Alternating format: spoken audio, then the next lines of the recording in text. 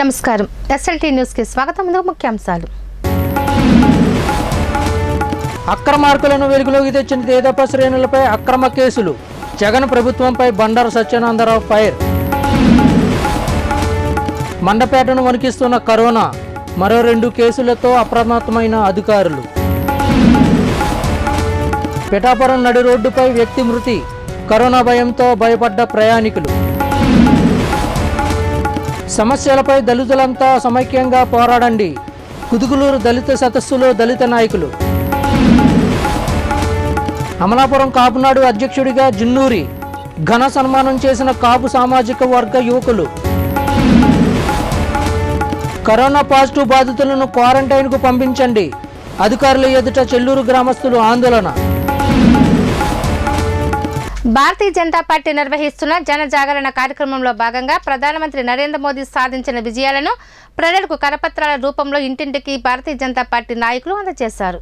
కొత్తపేట నియోజకవర్గ పరిధిలోని ఆలమూరు మండలంలోని సందిపూడి గ్రామంలో స్థానిక రామాలయం ప్రాంగణంలో భారతీయ జనతా పార్టీ జనజాగరణ కార్యక్రమాన్ని నిర్వహించారు. దీనిలో భాగంగా భారతీయ జనతా పార్టీ నరేంద్ర మోడీ సాధించిన విజయాలు వివరిస్తూ ముద్రించిన కరపత్రాలను పంపిణీ చేశారు. భారతీయ జనతా పార్టీ మండల అధ్యక్షుడు నాగిరెడ్డి స్వామి ఆధ్వర్యంలో మండల కార్యదర్శి తోరాటి ఆంజనేయులు అధ్యక్షతన ఇంటింటికి ఈ పంపిణీ కార్యక్రమాన్ని నిర్వహించారు. ఈ సందర్భంగా నాగిరెడ్డి స్వామి మాట్లాడుతూ ప్రధాని మోడీ తొలి సంవత్సరంలో అనేక సాహసోపేతమైన నిర్ణయాలు తీసుకుని దేశాన్ని ప్రజల్ని 2 కళ్లుగా పాలన చేస్తూ దృఢమైన మౌలిక వసతుల కల్పన, దశాబ్దాలుగా ఉన్న అనేక జటిలమైన సమస్యలను పరిష్కరించడం వంటి చర్యలతో ఈ ఏడాది ముగిసిందన్నారు. కోవిడ్-19 మహమ్మారి సృష్టించిన సంక్షోభం, ఆంఫన్ తుఫాన్ సృష్టించిన బీభత్సం వంటి సవాళ్లను ఎదుర్కొని సంక్షోభం నుండి సురక్షితంగా నిర్ణయాత్మకమైన నాయకత్వాన్ని మోడీ కొనసాగిస్తున్నారన్నారు.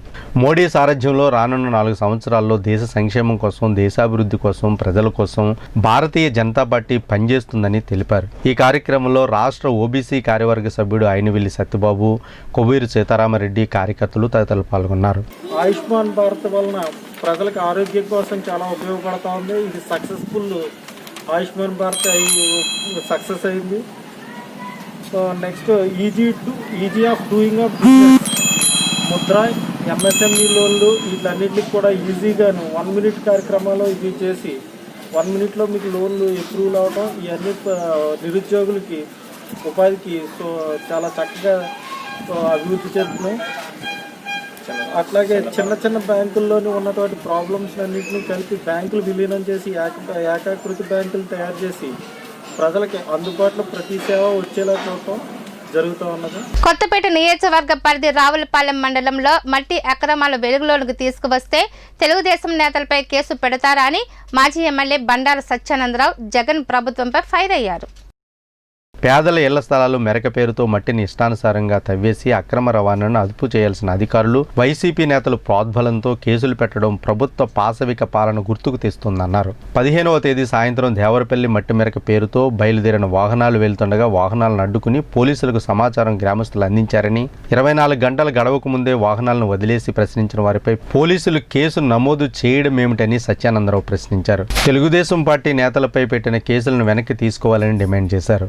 అనంతరం రావులపాలెం తహసీల్దారు ఎంపీడీఓలకు వినతిపత్రం అందించారు. కార్యక్రమంలో సీనియర్ నాయకులు ఆకుల రామకృష్ణ, గుత్తెల పట్టాభిరామారావు తదితరులు పాల్గొన్నారు. ఇళ్ల స్థలాల మేరకు పేరుతో ఒండుమట్టి పక్కదారి పట్టి ప్రైవేటు వ్యక్తులకు ఆ మట్టిని తోలుతూ దోపిడీ చేస్తూ ఉన్నారనే విషయాన్ని గత నెల 29వ తేదీన మండల స్థాయి అధికారుల దృష్టికి, జిల్లా స్థాయి అధికారుల దృష్టికి, అందరి దృష్టికి కూడా తెలుగుదేశం పార్టీ తరఫున తీసుకెళ్ళడం జరిగింది. ఒక పక్క ముఖ్యమంత్రి చాలా గొప్పగా చెప్తా ఉన్నాడు, ఎక్కడ అవినీతి అనేది లేదు, ఇసుక కానీ మట్టి కానీ మరి ప్రత్యేకమైన ఒక స్పెషల్ ఎన్ఫోర్స్మెంట్ బ్యూరో అని పెట్టాం. మన జిల్లా కూరడు గరుడు సుమిత్ గారిని పెడితే మొన్న మధ్య ఒక 10 రోజుల క్రితం వచ్చి ఆయన ఒక మీటింగ్ పెట్టి ఇక్కడ అందరినీ హెచ్చరించి వెళ్ళడం జరిగింది. కానీ ఏ మాత్రం కూడా దాని మీద మరి అదుపు జరిగినటువంటి పరిస్థితులు లేవు. ఇంకా పెచ్చిమిరిగిపోవడం జరిగింది. మరి దీని మీద ప్రజలే అన్ని గమనిస్తూ ఉన్నారు. మరి ఇప్పటికైనా ఈ దోపిడీ అరికట్టేలా అధికారులు చర్యలు తీసుకోవాలి. మరి తెలుగుదేశం పార్టీ వారు ప్రజలు ఈ యొక్క అక్రమ అవినీతిని అరికట్టడానికి ముందుకు వస్తే వారిని భయపెట్టి బెదిరించి కేసులు పెట్టే పరిస్థితి కూడా తీసుకెళ్తా ఉన్నారు. మరి ఇది చాలా దారుణం, అన్యాయం.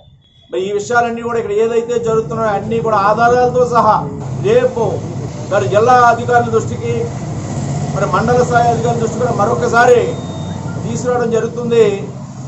మరి దీని మీద తక్షణం అధికారులు బాధ్యత తీసుకుని స్పందించి అవకతవకలు జరగకుండా చూడాలి.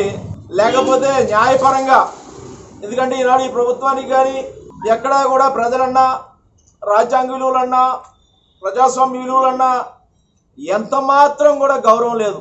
మరి అలాంటప్పుడు ఒకటే ఒక రక్ష న్యాయస్థానాలు. అవసరమైతే న్యాయ పోరాటానికైనా న్యాయస్థానాలను ఆశ్రయించైనా ఈ అక్రమ దోపిడీలను అడ్డుకోవడానికి తెలుగుదేశం పార్టీ పోరాడుతుందని తెలియజేస్తూ ఉన్నాను. ఈ అక్రమ కేసుల్ని ఖండిస్తూ ఉన్నాను. ఈ యొక్క అవినీతి దోపిడీని అరికట్టాలని డిమాండ్ చేస్తూ ఉన్నాను. పెదపూడి మండలం గొల్లల మామిడాడ గ్రామంలో గడిచిన నెల రోజుల కాలంలో కరోనా మహమ్మారి పంజా విసిరి రాష్ట్ర వ్యాప్తంగా విస్మయం కలిగిస్తూ స్థానిక ప్రజలకు భయాందోళన కలిగిస్తూ అధికారులకు పెను సవాళ్లు విసిరింది. గొల్లల మామిడాడ గ్రామంలో మొత్తం 118 కోవిడ్-19 బారిన పడగా ప్రస్తుతం 82 మంది వ్యాధి నుండి కోలుకోవడం జరిగిందని, 33 మంది క్వారంటైన్ నందు వైద్య సేవలు తీసుకోవడం జరుగుతుందని మండల తహసీల్దార్ రాజ్యలక్ష్మి తెలియజేశారు. కరోనా వ్యాధిని నియంత్రించేందుకు సహకరించిన లయన్స్ క్లబ్ సభ్యులకు, గ్రామ వాలంటీర్లకు ధన్యవాదాలు తెలిపారు. బుధవారం గొల్లల మామిడాడలోని కంట్రోల్ రూమ్ నందు స్థానిక వ్యాపార మరియు వాణిజ్య వర్తకులతో సమావేశం నిర్వహించి కిరాణా, జనరల్ షాపులకు అనుమతులు మంజూరు చేసినట్లు తహసీల్దార్ తెలియజేశారు. ప్రతి ఒక్కరూ గడిచిన కాలాన్ని దృష్టిలో పెట్టుకుని సామాజిక దూరము, మాస్కులు, శానిటైజర్లు వాడుతూ తగు జాగ్రత్తలు తీసుకుంటూ వ్యాపార సంస్థలు కొనసాగించాలని ఆదేశించారు. ఈ కార్యక్రమంలో ఎంపీడీఓ విజయభాస్కర్, ఎస్ఐ లక్ష్మీకాంతం, గ్రామ పెద్దలు, రెవెన్యూ అధికారులు తదితరులు పాల్గొన్నారు. ఈరోజు వరకు కూడా మనకి 118 కేసులు నమోదైనాయండి. అందులో 82 మంది డిశ్చార్జ్ అవ్వడం జరిగింది.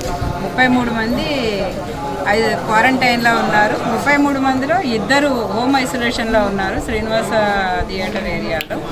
ఇప్పుడు గత 5 రోజులుగా కూడా నెగిటివ్ కేసులు ఏమీ నమోదు అవ్వకపోవటం వలన ఇక్కడ వ్యాపారస్తులు అందరూ కూడా పై అధికారులకి మేము షాప్స్ ఓపెన్ చేసి ఫ్రీ జోన్ చేయవలసిందిగా వాళ్ళందరూ పై అధికారులు కోరారు.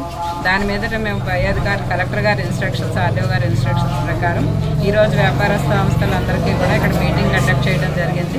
ఆ మీటింగ్లో తెలియపరిచింది ఏంటంటే, కలెక్టర్ గారు ఇచ్చిన సూచనల ప్రకారం సోషల్ డిస్టెన్స్ పాటించాలి, ప్రతి ఒక్కరూ మాస్క్ ధరించాలి, హ్యాండ్ వాష్కి అక్కడ పాసిబిలిటీ ఉండాలి. ఈ 3 పాటిస్తూ షాపులు కూడా ఓపెన్ చేసుకుని వాళ్ళు సక్రమంగా రన్ చేయాల్సిందిగా కోరారు. కాబట్టి ప్రజెంట్ అందరికీ కూడా ఎసెన్షియల్ కమోడిటీస్ అంటే కిరాణా సంస్థలు, మిల్క్ ప్రోడక్ట్స్కి సంబంధించిన వాటికే పర్మిషన్ ఇవ్వడం జరిగింది. ఇతర సంస్థలు కానీ కాయగూరల షాపులు కానీ తీయడానికి పర్మిషన్ ఇవ్వలేదు. వీరందరూ కూడా కాయగూరల షాపులు కూడా ఓపెన్ చేయడానికి అవకాశం ఇవ్వమని అడుగుతున్నారు. కాబట్టి పై అధికారుల ఉత్తర్వుల మేరకు అవి కూడా త్వరలో ఓపెన్ చేయడం జరుగుతుంది. ఇంత హెవీ దాని నుంచి మనం అందరం బయటపడ్డాము. ప్రస్తుతం అందరూ కూడా కలెక్టర్ గారి సూచనలు, పై అధికారుల సూచనలు పాటిస్తూ ఈ మంజూరు చేసిన కిరాణా షాపులు అందరూ కూడా ఈ వారంలో వాళ్ళందరూ సక్రమంగా అన్నీ నిర్వహిస్తే మిగిలిన వ్యాపార సంస్థలన్నీ కూడా త్వరలోనే ఓపెన్ చేయడం జరుగుతుంది. అంటే కరోనా గ్రావిటీ నుంచి మనం బయటపడ్డాము, అది ఇంకా ఉంటుంది. కాబట్టి ప్రతి ఒక్కరు కూడా జాగ్రత్తలన్నీ పాటిస్తూ వ్యాపార సంస్థలు ఓపెన్ చేసుకుని వ్యాపారం చేయవలసిందిగా కోరుతున్నాం. దళితులపై దాడులు చేయడానికి ఎవరు ప్రయత్నించినా ప్రతి దాడులు చేయడానికి కూడా సిద్ధంగా ఉన్నామని పలువురు దళిత నాయకులు హెచ్చరించారు.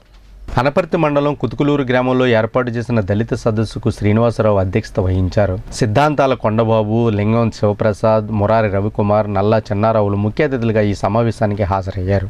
ముందుగా భారత రాజ్యాంగ నిర్మాత డాక్టర్ బిఆర్ అంబేద్కర్ చిత్రపటానికి పూలమాలలు వేసి నివాళులు అర్పించారు. అనంతరం పలు దళిత సమస్యలపై వారు సమావేశంలో చర్చించారు. ఈ సందర్భంగా వక్తలు మాట్లాడుతూ పార్టీలకు అతీతంగా దళితులంతా సమస్యలపై పోరాటం చేయాలని, కొందరు దళితులపై దాడులు చేసేందుకు పథకాలు రచిస్తున్నారు, అలాంటి వారిని క్షమించేది లేదని, వారి అక్రమ వ్యాపారాలు, అక్రమ సంపాదనలు అడ్డుకుని వారికి సరైన గుణపాఠం చెబుతామని, దళితులపై దాడి చేసేందుకు వారంతా పార్టీలకు అతీతంగా కలిసినప్పుడు దళితులంతా పార్టీలకు అతీతంగా కలిస్తే తప్పేముందని వారు ఈ సందర్భంగా పేర్కొన్నారు. 80% మంది ఉన్న దళిత బహుజనులు 15% ఉన్న మిగిలిన వర్గానికి భయపడే పరిస్థితులు ఇప్పుడు లేవని వారు ఈ సందర్భంగా హెచ్చరించారు. పొలగొత్త గ్రామంలో ఎరుకల కులానికి చెందిన వారి గుడిసెలు తొలగించిన సంఘటనలో దోషులను వెంటనే అరెస్టు చేయాలని, లేని పక్షంలో ఉద్యమం చేస్తామని ఈ సందర్భంగా హెచ్చరించారు. ఈ కార్యక్రమంలో గుండ్లపల్లి శ్రీనుచంద్ర, బొంగా సతీష్, ఓబా సుబ్రహ్మణ్యం, బొమ్మితి నాగేశ్వరరావు, జంగా వీర్రాజు, జంగా బుజ్జి, జయంత్, గుర్రే ఈశ్వరరావు, నేల పాపారావు, పి నారాయుడు, నాగ సురేష్, జైభీం యూత్ సభ్యులు తదితరులు పాల్గొన్నారు. అనపర్తి నియోజకవర్గం అనపర్తి మండలం కుతుకురూరులోని ఈరోజు దళితులు సర్వసభ్య సమావేశం ఏర్పాటు చేయడం జరిగింది. ఎందుకనగా రమణ పట్ల వివక్షత చూపుతూ నిర్దాక్ష్యంగా మిమ్మల్ని చంపేస్తామని బెదిరింపు కాళ్ళు చేసిన కారణంగా ఇంతమంది నా సోదరులు, అదేవిధంగా తూర్పుగోదావరి జిల్లాలో ఉన్నటువంటి ముఖ్యమైన నాయకులు ఇక్కడ సమావేశం చేయడం జరిగింది. ఈరోజు ఒక జర్నలిస్ట్గా పనిచేసి 10 సంవత్సరాల పాటు వైఎస్ఆర్ కాంగ్రెస్ పార్టీకి మీడియా పరంగా ఎంతో సేవలు అందించినటువంటి రమణ మిత్రుడికి ఈరోజు ఎదురుదెబ్బ తీయాలా, అతను విడగొట్టి చంపేస్తామని బెదిరింతున్నారు. ఇది ఎంతవరకు సమంజసం? ఈ రోజు మొదలుకొని వైఎస్ఆర్ కాంగ్రెస్లోని దాదాపు దళితులు, ఎస్సీలుగా ఉన్నటువంటి మేము 100కి 99% ఓట్లేసి నెగ్గించుకున్న పాపానికి మా దళితుల పట్ల వివక్ష చూపుతున్నారు మీరు. ఇది కరెక్ట్ కాదు. అది మీరున్నట్టు ప్రజాప్రతినిధులు ఇక్కడి నుంచి అన్నా సరిగా కూర్చోబెట్టి ఈ సమస్య ఏదైతే ఉందో పరిష్కారం చేయండి. ఇది ఒకటే కాదు, ఈ మండలంలోనే ఒక ఎరకల కులస్థానికి సంబంధించిన ఎస్టీల్ని 300 పందులు మేపుకున్నటువంటి పాకల్ని పీకించేసి దౌర్జన్యంగా కలపను లాగేసి అక్కడ ఉన్నటువంటి పందులు ఏదైతే ఉన్నాయో 10 పందుల్ని కాల్చేసి 8 పందులను ఎన్నో చంపేశారు. ఆ ఎస్టీ కులస్తులు అయినటువంటి నా సోదరులు, ఇది అన్యాయం, ఇది అక్రమం. ఇది మాకున్న జీవనాధారం. పంచాయతీ బోర్డు దాదాపు 20 సంవత్సరాల క్రితం పంచాయతీ బోర్డు తీర్మానం చేసి ఆ తీర్మానంలోని ఈ ఎరకల కులస్తుల పాకలేసుకోవడానికి తీర్మానించి మాకు ఇచ్చినటువంటి పంచాయతీ సెలవిది. అది అన్యాయం అని చెప్పేసి అడిగితే సెక్రటరీ, అలాగే ఆదిపత్య కులాలు అక్కడ రెడ్లు ఉన్నటువంటి వారు అక్కడికి వచ్చి దౌర్జన్యం చేసి మన్నాడు కూడా ఈయనకి కాల్ చేయడం కూడా జరిగింది. ఇప్పుడు అనపర్తి స్టేషన్లోని ఎఫ్ఐఆర్ వేసి వాళ్ళందరి మీద కూడా కేసు కట్టడం జరిగింది. ఇప్పటి వరకు అరెస్ట్ చేయలేదు. మేము కూడా దళిత సంఘాలు ఈ రోజున అందరూ కూడా ఏకమయ్యి రేపు ఎల్లుండిలోగా ఈ యొక్క కేసుని నిర్వీర్యంగా ఆశాలని చూడితే ఊరుకోము. ఎల్లుండిలోగా వీళ్ళని అరెస్ట్ చేయకపోతే ప్రజా ఉద్యమం చేపడతాము, దళిత ఉద్యమం చేపడతాము. ఎస్సీలందరూ కలిపి రేపు 2వ తారీఖున మీటింగ్లోని ఈ యొక్క సంఘటనలు ఏవైతే ఉన్నాయో దీని మీద పూర్తి చర్చనీయం చేయవలసి ఉంటుంది. ఖచ్చితంగా అరెస్ట్ చేయకపోతే మేము ఎల్లుండి చేయకపోతే తర్వాత వచ్చి మేము మీ పోలీస్ స్టేషన్ ముట్టడించి మేము ఉద్యమం చేయడానికి సిద్ధంగా ఉన్నాము. రాష్ట్ర ప్రభుత్వం బీసీలకు అధిక ప్రాధాన్యతనిస్తోందని వైఎస్ఆర్సీపీ నగర అధ్యక్షులు ఆర్వీజీ ఆర్ కుమార్ అన్నారు. కాకినాడ జగన్నాథపురంలోని మున్సిపాలిటీ జంక్షన్ వద్ద వైఎస్ఆర్సీపీ బీసీసీఎల్ ఆధ్వర్యంలో రజిక నాయ బ్రాహ్మణులు టైలర్లకు రాష్ట్ర ప్రభుత్వం 10,000 రూపాయలను వారి ఖాతాల్లో జమ చేయడం పట్ల హర్షం వ్యక్తం చేశారు. ఈ సందర్భంగా రాష్ట్ర ముఖ్యమంత్రి వైఎస్ జగన్మోహన్ రెడ్డి చిత్రపటానికి పాలాభిషేకం చేశారు. వైఎస్ఆర్సీపీ పార్టీ బీసీసీఎల్ నాయకులు ఇసుకపట్ల విష్ణు అధ్యక్షతన జరిగిన ఈ కార్యక్రమంలో వైఎస్ఆర్సీపీ పార్టీ నగర అధ్యక్షుడు ఆర్వీజే కుమార్ పాల్గొని దివంగత నేత వైఎస్ రాజశేఖర రెడ్డి విగ్రహానికి పూలమాలలు వేసి నివాళులర్పించారు. ఈ సందర్భంగా నగర అధ్యక్షులు ఆర్వీజే కుమార్ మాట్లాడుతూ వైఎస్ జగన్మోహన్ రెడ్డి పాదయాత్ర సమయంలో బీసీలకు ఏదైతే హామీ ఇవ్వడం జరిగిందో వాటిని అమలు చేయడం జరిగిందన్నారు. అంతేకాకుండా రాష్ట్ర బడ్జెట్లో బీసీలకు అధిక ప్రాధాన్యతను కల్పిస్తూ నిధులు కేటాయించడం జరిగిందని వివరించారు. బీసీ నాయకులు ఇసుకపట్ల విష్ణు, నాయ బ్రాహ్మణ సంఘం నాయకులు వీరబాబు మీడియాతో సంయుక్తంగా మాట్లాడుతూ రాష్ట్ర ముఖ్యమంత్రి వైఎస్ జగన్మోహన్ రెడ్డికి ప్రత్యేక కృతజ్ఞతలు తెలియజేశారు. ఈ కార్యక్రమంలో కార్పొరేటర్లు కిషోర్ నందన్, బుర్రా రమణ, నాయకులు మీసాల దుర్గారావు, బాబీ, పెద్ద సంఖ్యలో నాయకులు, కార్యకర్తలు తదితరులు పాల్గొన్నారు.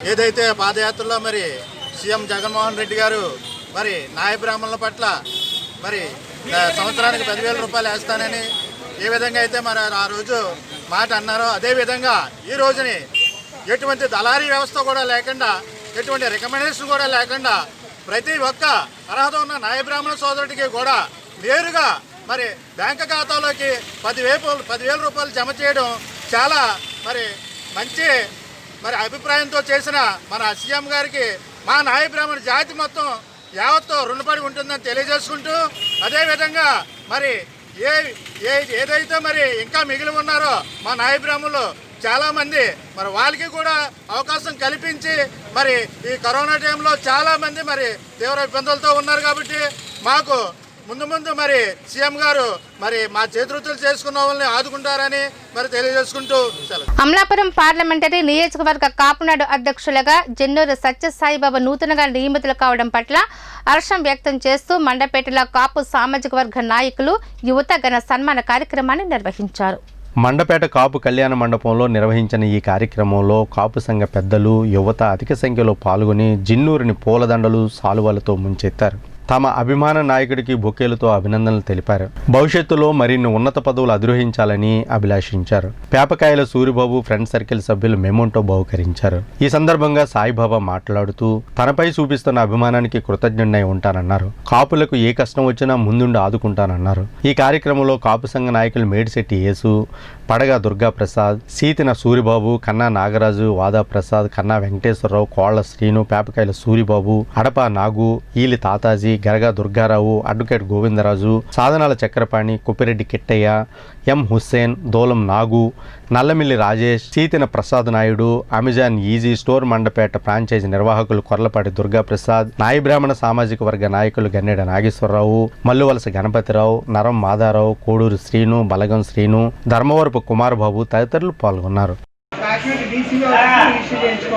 ఇప్పుడు ఏంటంటే మన దగ్గర ఉమెన్ మహిళా సంఘాలు మొత్తం మనకి 45 సమాఖ్యలు ఉన్నాయి. అలాగే ఇది ఒక సమాఖ్య అవ్వాలి. సమాఖ్య అయ్యిందనుకోండి, మీకు ఏది కావాల్సి వచ్చినా డైరెక్ట్గా కమిషనర్ కాదు కలెక్టర్ దగ్గర తెలుసుకోవచ్చు. డైరెక్ట్గా నిర్మలా సీతారామన్ గారితో డైరెక్ట్గా మాట్లాడవచ్చు. ఎందుకంటే ఈయన నాకు ఒక మెసేజ్ పెట్టారు. దాన్ని మనం బేస్ చేసుకుని అడగాలంటే నేను అడగడానికేమో కమిషనర్ గారిని కలెక్టర్ గారిని అడగలను, కానీ ఈయన అనుకోండి ప్రెసిడెంట్ మీ తరఫున డైరెక్ట్గా అదనమాట. దానికోసం సమాఖ్య చేయించారు.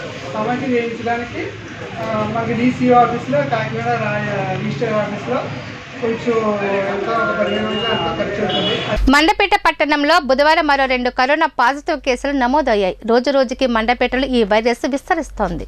గతంలో మండపేటకు 2 కిలోమీటర్ల దూరంలో ఉన్న మెహర్ ఆశ్రయంలో కేసు నమోదు కాగా అప్పట్లో మొత్తం మండపేట 3 రోజుల పాటు రెడ్ జోన్ చేశారు. కాగా ఇప్పుడు 14వ సచివాలయం ఉద్యోగికి పాజిటివ్ రాగా ఆ ప్రాంతం పట్టణానికి చేర్చి ఉన్నప్పటికీ ఎలాంటి కంటోన్మెంట్ విధించకపోవడంతో విమర్శలు వెల్లువెత్తుతున్నాయి. ఆమెతో కాంటాక్ట్ అయిన 45 మందికి సోమవారం కోవిడ్-19 పరీక్షలు జరిపారు. వీరిలో 2 వాలంటీర్లకు పాజిటివ్ వచ్చింది. మిగిలిన వారికి నెగిటివ్ ఫలితాలు వచ్చాయి.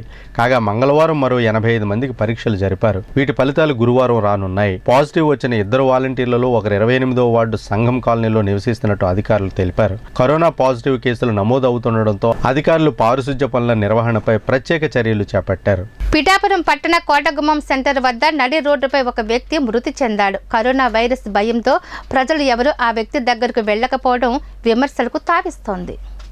స్థానికులు అందించిన సమాచారం మేరకు పిఠాపురం టౌన్ ఎస్ఐ మహమ్మద్ అబ్దుల్ నబీ సంఘటనా స్థలానికి చేరుకున్నారు. అంబులెన్స్ పిలిపించి ఎస్ఐ అబ్దుల్ నబీ స్వయంగా మృతదేహాన్ని అంబులెన్స్లో ఎక్కించి మానవత్వాన్ని చాటుకున్నారు. కాగా మృతుడు ఇందిరానగర్కి చెందిన పాడే ప్రసాద్గా ఎస్ఐ గుర్తించారు. కరోనా పాజిటివ్ సోకిన 26 మందిని క్వారంటైన్ సెంటర్కు తరలించండి మహాప్రభు అంటూ అధికారులు ఎదుట రామవరం మండలం చెల్లూరు గ్రామస్తులు ఆందోళన నిర్వహించారు.